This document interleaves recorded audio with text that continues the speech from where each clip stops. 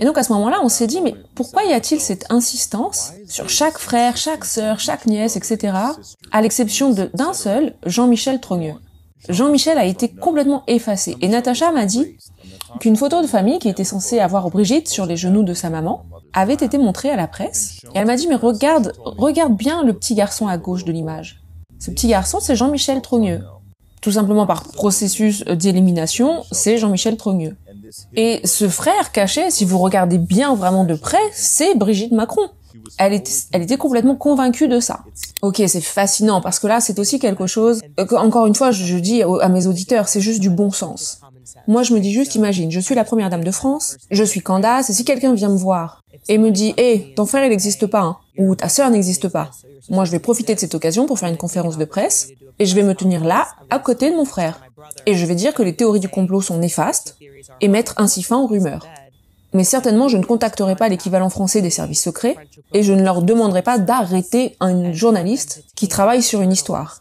Ça, tout de suite, ça me donne un red flag, ça me signale instantanément qu'il y a quelque chose d'étrange.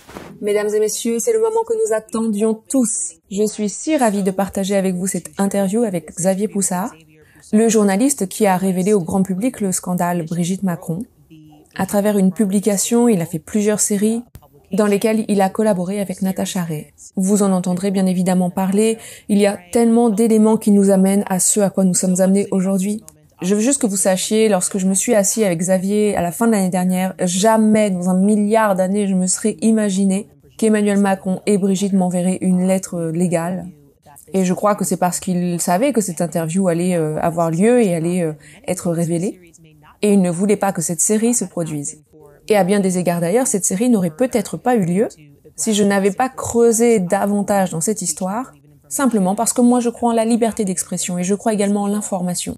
Et je crois que ce qui se passe actuellement en France est le mal, c'est diabolique. Xavier Poussard n'est jamais apparu devant une caméra avant aujourd'hui.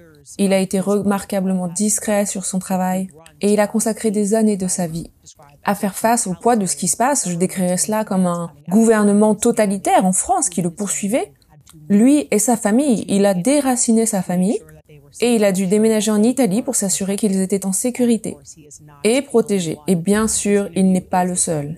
Mais cette interview est véritablement l'aboutissement d'une année de travail. En fait, c'était juste l'année dernière où je me suis aperçue que ça, c'était juste le bout, la pointe de l'iceberg. Et je me suis véritablement rendu compte qu'il s'agissait d'une histoire explosive. Et quand Xavier Poussard et moi, nous sommes assis ensemble pour la première fois et que nous avons montré une photo de lui sur YouTube, nous avons finalement décidé, et bien essentiellement, nous avons dit que nous n'étions pas autorisés à diffuser et que nous n'avions pas l'autorisation de discuter de sujets tels que des sectes ou à insinuer quoi que ce soit à propos de sectes. Mais nous nous sommes dit que certainement YouTube avait été contacté par quelqu'un avec beaucoup de pouvoir. Et cette fois, en guise de réponse, ce que nous avons décidé, c'est de créer un site internet entier sur lequel nous pouvons diffuser des interviews comme celle-ci sans avoir la crainte qu'elles ne soient supprimées. Bien sûr, vous pouvez retrouver ça sur candaceowens.com. Donc ce que nous allons faire aujourd'hui, c'est vous partager 15 minutes de cette interview avec Xavier Poussard ici sur YouTube, en veillant bien entendu à ce que rien ne vienne enfreindre les règles de la communauté. Et le reste de l'interview sera disponible gratuitement sur le site candaceowens.com, de façon à ce que vous puissiez la regarder dans son intégralité. Et juste pour que vous sachiez, quand lui et moi nous sommes assis ensemble, moi j'essayais toujours de comprendre, j'essayais d'analyser les éléments de l'histoire. Alors vous allez peut-être m'entendre poser des questions de la même façon que vous, en tant que spectateur, vous pourriez peut-être vous poser des questions, essayant de comprendre clairement ce qu'il suggérait. C'est pour ça qu'il nous semblait important de construire d'abord cette série afin que vous puissiez avoir le background en fait des informations pour que vous puissiez à travers ces 6 premiers épisodes comprendre ce qu'il va dire. C'était vraiment important pour moi, pour nous, pour l'équipe. Nous avons mis tellement d'énergie, de travail là-dedans. Je suis vraiment tellement reconnaissante envers Xavier Poussard, Natacha Ray et tous les journalistes qui ont, disons-le, littéralement bravé le gouvernement français pour pouvoir nous amener au moment auquel nous sommes aujourd'hui. Donc sans plus attendre, voici maintenant Xavier Poussard. Xavier, je ne sais vraiment pas par où commencer, j'ai l'impression que ça va être vraiment la plus grande histoire de l'année. Et nous ne sommes seulement qu'en janvier. Donc juste pour le public, pour mon audience et pour les gens qui nous écoutent partout dans le monde entier, dites-nous simplement comment vous êtes arrivé à être impliqué. Qu'est-ce qui vous a amené à vous intéresser à cette histoire de Brigitte Macron, d'Emmanuel Macron? Quel est votre parcours? Et qu'est-ce qui a piqué un petit peu votre intérêt pour cette histoire? Alors je me suis intéressée à Brigitte Macron tout simplement parce que je fais des portraits de presse Et cela signifie que je me spécialise dans les portraits de presse non autorisés. Vous savez, le genre de choses que les gens ne pourraient ne pas vouloir que quelqu'un dise à leur sujet. Mais je le fais avec conscience et je le fais aussi précise que possible. Donc ils ont sorti cette sorte de biographie, Emmanuel Macron et Brigitte Macron, cette biographie non officielle qui est sortie à leur sujet. Et quelle est la première chose qui vous frappe quand vous lisez cette publication? Ce qui était très étrange dans le cas d'Emmanuel Macron, c'est qu'il y a eu une surmédiatisation. Les médias grand public ont décidé d'attaquer très fortement les autres candidats lors de l'élection présidentielle de 2017. En particulier Pénélope Fillon, et en quelque sorte ils ont loué tout ce qui entourait Emmanuel Macron et Brigitte. Ils attaquaient essentiellement l'extrême droite. Tout le monde sauf eux. Donc ils ont essayé de dépeindre cette image de Macron comme étant une sorte de personnage à la Mozart, très vertueux, très précoce. Et ils ont commencé à élaborer un récit selon lequel il avait rencontré cette femme quand il avait 17 ans. Donc vous savez, ce genre d'homme d'une nature très précoce, un conquérant, un virtuose auquel personne ne pourrait résister. Essentiellement comme Mozart était. Donc le premier mensonge concernait l'âge. Un journaliste avait compilé une combinaison du nombre de fois où il avait été noté qu'ils avaient initialement inventé un récit selon lequel lui avait 17 ans et elle 36 ans. Donc c'était, vous voyez, c'est en quelque sorte cet homme courageux qui poursuivait la femme qu'il aimait à un jeune âge, parce qu'il était juste, voilà, un jeune homme très audacieux, pour ainsi dire. Alors qu'en fait, il avait 14 ans à l'époque et elle avait 39 ans. Ce qui transforme cette histoire courageuse en une histoire de pédophilie et d'abus sur mineurs. Lorsque leur âge réel a été révélé, il y a eu de nombreux mécanismes de communication mis en place. Ils ont vraiment joué sur la façon dont l'histoire a été présentée au public. Vous savez, c'était un petit peu comme le film avec Robert De Niro et Dustin Hoffman, Des hommes d'influence, où ils ont utilisé un conseiller en communication qui a apporté certains messages au public tout simplement pour le distraire du véritable scandale qui était en jeu. Un récit qui raconte que la différence d'âge est un problème entre un homme et une femme, l'homme étant plus jeune et la femme plus âgée, alors que la différence d'âge était exactement la même, par exemple, entre Donald Trump et Melania, et pourtant personne n'a sourcillé à ce moment-là.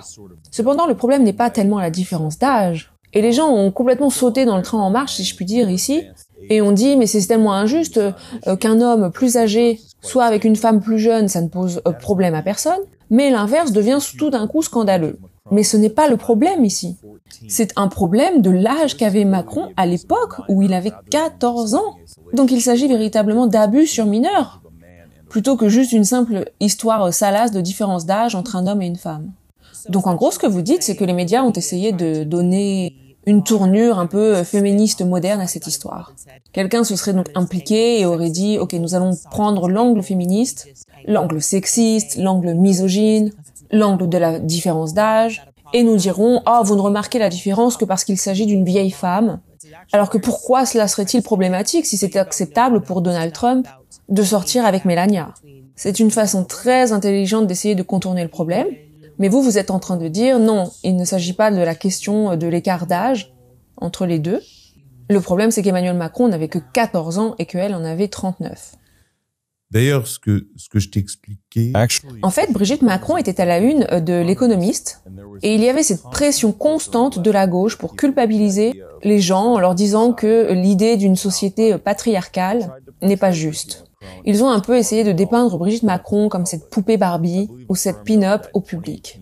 Je crois même qu'une entreprise a noté qu'en 2018, il y a eu plus de contenu posté sur Brigitte Macron sur Internet qu'il n'y en a eu sur David Beckham, qui est manifestement de toute évidence bien plus célèbre qu'elle.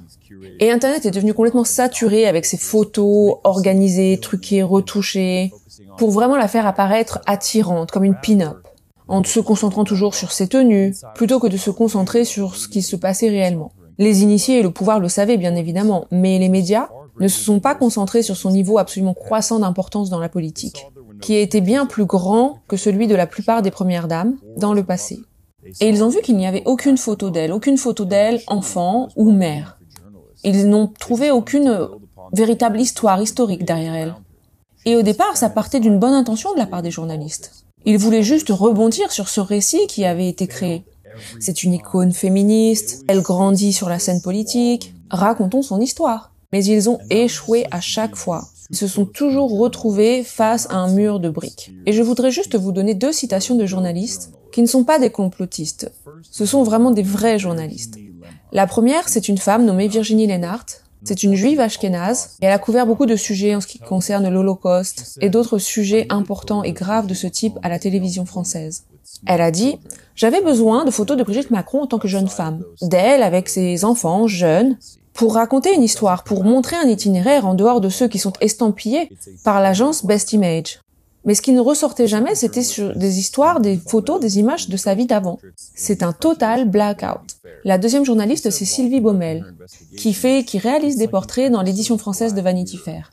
Elle a dit qu'en menant son enquête, elle avait l'impression d'être dans un épisode de Black Mirror, où le bureau du président a réellement trouvé un moyen de pénétrer les cerveaux de ses anciennes connaissances et de tout effacer. Donc nous sommes en train de faire face à quelque chose de complètement incroyable. Tous ces journalistes qui disent « Allons, racontons l'histoire de Brigitte Macron ». Ils trouvent autour de cette femme quelque chose comme une histoire presque paranormale. Donc ces gens, ce ne sont pas des journalistes complotistes, ce ne sont pas des gens qui essaient de se faire une place. Ce que toi tu dis, c'est que ces gens, ce sont des gens déjà bien intentionnés, qu'ils étaient sincèrement intéressés par cet angle féministe de l'histoire de Brigitte, et que ce serait vraiment une histoire incroyable de réussir à couvrir cette histoire, de savoir comment cette femme, est arrivée au pouvoir. Comme faire un petit peu un portrait, un article, comme cela a été fait sur Michelle Obama par exemple, pendant les années Obama. Et ils se sont dit, mais attendez une minute, elle est où cette personne? Comment cette personne est-elle apparue? Comment elle est arrivée ici? On n'a jamais vu un trou noir pareil sur l'identité de quelqu'un. Et là, on rentre dans quelque chose que peut-être on n'aurait jamais pensé atteindre. En creusant pour cette histoire, certainement, j'imagine que tu t'attendais à voir des pièces du puzzle manquantes et voir des choses étranges, mais pas au point certainement de ce que tu as découvert par la suite. Alors parallèlement, moi je m'y intéresse parce que je fais des archives. C'est ce que j'aime vraiment faire. J'aime revenir aux détails, à l'histoire, regarder les problèmes des gens. Et j'avais un tas de gens autour de moi, mes contacts à Paris, y compris des journalistes grand public, mainstream, dans les médias, qui m'incitaient, presque qui me suppliaient de dire des choses. Ils me disaient, mais vas-y, là, c'est ton credo, c'est ce que tu fais, toi. C'est ce que je fais. Moi, je vais chercher des informations, je les partage, là où d'autres journalistes ne peuvent pas le faire. Et puis tout d'un coup, je suis tombée sur quelqu'un dans mon entourage de travail informel, et il a dit, mais c'est un homme. Comme tu peux le voir, c'est un homme. Comme si c'était le commentaire le plus évident qu'il pouvait faire à ce sujet. Un autre de mes collègues, qui est un fonctionnaire, l'appelait Amanda, qui est une référence à Amanda Lear. C'est un cas un peu similaire, ce n'est pas très connu aux États-Unis, mais Amanda Lear était une figure assez célèbre. C'était la muse de Salvatore Dali. C'était une chanteuse et une star de télévision. Elle est célèbre en France, donc ses biographies ont été écrites et réécrites. Et à chaque fois qu'elles étaient réécrites, il y avait des petites divergences, des petites coquilles, des choses qui n'allaient pas dans la chronologie des dates. Et j'ai eu la même sensation, la même impression quand j'ai lu la biographie de Brigitte Macron. Par exemple, la date de la mort de sa sœur en 1960, alors qu'on apprend plus tard que c'était en fait en 1961. Puis le décès d'une nièce l'année suivante. Mais ensuite, quand nous allions creuser pour les informations, on découvre qu'elle est en fait décédée en 1966. Et puis après, elle va dire « j'ai acheté ma maison, on a acheté notre maison dans le Touquet en 1950 ». Et en allant creuser à la recherche des informations, on découvre qu'en fait c'était en 1957. Et à chaque fois, comme ça, l'histoire est modifiée.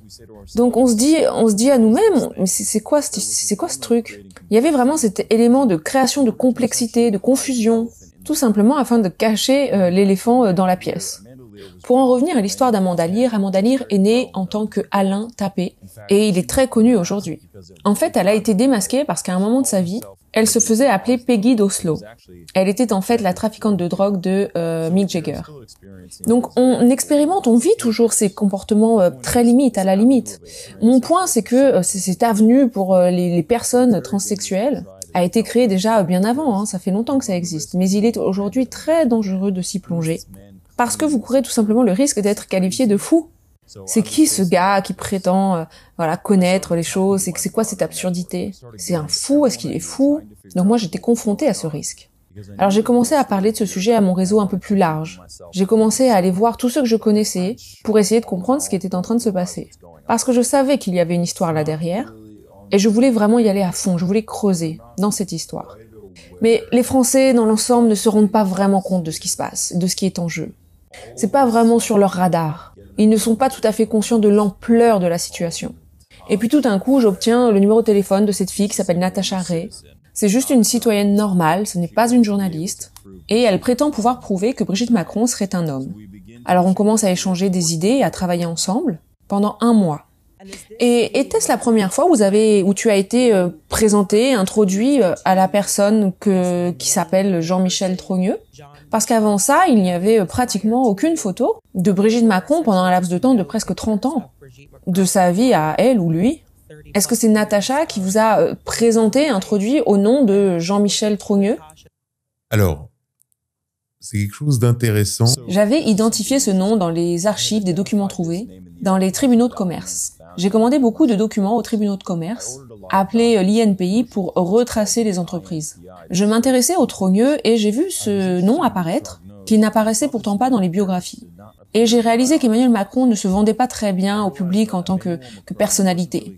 Il était dans les fonds spéculatifs, dans la vie d'entreprise, et le public n'était pas vraiment captivé par cette image. Donc quand ils ont décidé de créer un candidat à la présidentielle, ils ont davantage essayé de se concentrer sur le background historique de la famille de Brigitte. La famille Trogneux, qui est une famille de chocolatiers à Amiens, parce que c'est l'image d'une famille qui est vraiment enracinée dans la vraie vie du pays, dans l'économie réelle. C'est-à-dire qu'ils ne sont pas des banquiers chez Rothschild, ils ne font pas toute la journée des fusions-acquisitions, ils font des chocolats. Dans la presse française, ils ont même été comparés aux Kennedy.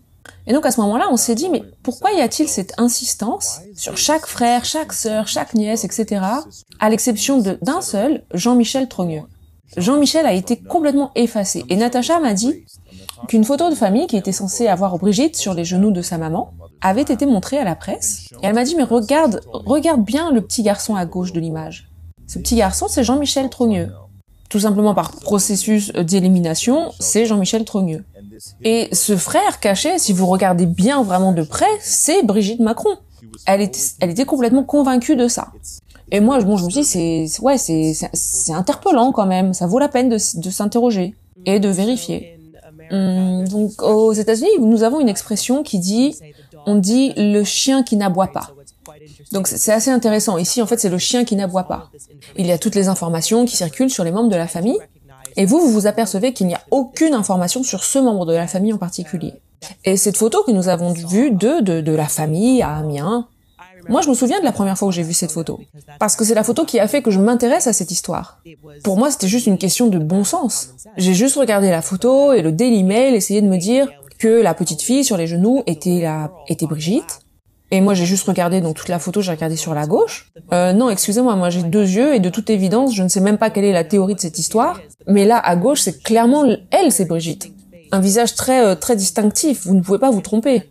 On peut pas changer son visage à ce point-là. Enfin, si, j'imagine que oui, mais donc c'était très distinctif pour moi. Et en fait, c'est ce que Natacha a remarqué. Vous regardez cette photo de famille, vous regardez la famille à Amiens, vous regardez cette famille de chocolatiers, et vous regardez ce petit garçon sur la gauche de la photo, et vous vous rendez compte que vous ne savez absolument rien à son sujet. Et la suite de l'histoire, c'est quoi? Alors, moi je me dis dans mon journal... J'ai déclaré que c'était une question légitime. En tout cas, elle vaut la peine d'être posée. Pourquoi Brigitte cache-t-elle des parties de son passé? Et pourquoi y a-t-il une telle réticence à parler de Jean-Michel Trogneux? Ce qui m'a vraiment poussé à poursuivre cette question, c'est que quand Natacha et moi avons commencé à parler de ce sujet, ils l'ont détenu sur ordre d'un cousin de Brigitte Macron. Alors que Natacha était en train de développer une thèse très approfondie sur la façon dont Brigitte Macron serait Jean-Michel Trogneux et à qui les enfants de Brigitte appartiennent réellement. Nous avons ensuite réalisé que l'un des cousins essayait de nous piéger, en nous donnant des détails qui n'étaient pas tout à fait exacts, nous envoyant essentiellement sur de mauvaises voies. Ils ont essayé de manipuler Natacha, moi-même, puisque je me suis appuyée sur cette thèse pour obtenir des informations. Ainsi qu'un autre journaliste aussi d'ailleurs, pour suivre ces fausses pistes. Peut-être sur ordre de l'Élysée et du gouvernement lui-même. Ok, c'est fascinant, parce que là, c'est aussi quelque chose que, encore une fois, je dis à mes auditeurs, c'est juste du bon sens. Moi, je me dis juste, imagine, je suis la première dame de France, je suis Candace, et si quelqu'un vient me voir et me dit « Hé, ton frère, il n'existe pas, hein, ou ta sœur n'existe pas », moi, je vais profiter de cette occasion pour faire une conférence de presse, et je vais me tenir là, à côté de mon frère. Et je vais dire que les théories du complot sont néfastes, et mettre ainsi fin aux rumeurs. Mais certainement, je ne contacterai pas l'équivalent français des services secrets, et je ne leur demanderai pas d'arrêter un journaliste qui travaille sur une histoire. Ça, tout de suite, ça me donne un red flag, ça me signale instantanément qu'il y a quelque chose d'étrange. Donc vous dites qu'en plus de cela, ils vous donnent également de fausses informations, ironiquement, et qu'ils essaient en quelque sorte de vous amener à une mauvaise conclusion. Donc vous avez de l'intimidation et vous avez de la désinformation. Alors que tout ce que vous faites à ce stade, en tout cas de l'histoire, c'est que vous faites des recherches. Vous n'êtes même pas encore arrivé à la moindre conclusion. Mais cela vous donne certainement l'impression, qu'est-ce qui se passe? C'est quoi cette histoire? Malheureusement les gars, c'est là que nous allons devoir couper l'interview. Comme nous l'avons dit la dernière fois que nous avons échangé avec Xavier Poussard, notre interview a été retirée de YouTube. Donc cette fois-ci, nous voulons jouer la carte de la sécurité et vous permettre de vous rendre sur le site CandaceOwens.com où vous pourrez regarder l'interview dans son intégralité. Le reste de l'interview est complètement gratuite. Le sujet est bien trop important pour nous, pour que nous le rendions payant. Nous espérons vraiment que vous apprécierez la conversation et j'ai vraiment hâte d'en parler avec vous les gars dans l'émission de demain. Voilà les amis, dites-moi dans les commentaires ce que vous en avez pensé. N'oubliez bien sûr pas de liker cette vidéo et de vous abonner pour ne manquer aucune de mes prochaines publications. On se donne rendez-vous à la prochaine vidéo. D'ici là, portez-vous bien. Bye.